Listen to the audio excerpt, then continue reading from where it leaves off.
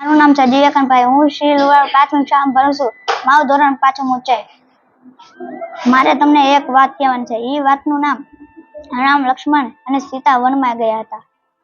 એક ફેર સીતાજી અને રામ વનમાં જંગલમાં ગયા હતા. તેની વાહે કેટલા પણ લોકો વાહે ચાલી પડ્યા. તે થોડા કે આગે જતા રામ લક્ષ્મણે રથ ઊભો રાખ્યો અને બોલી પડ્યા કે તમે અમારી વાહે વાહે આવોમાં. અમે કેટલા આગળ આવું તો તમે ઉઘાડા પગે આવો છો તો થાકી જશો. પછી લોકોએ ના પાડી નહીં. પછી આગળ જવા લાગ્યા. એટલે પછી રાતે જોયું સુઈ ગયા.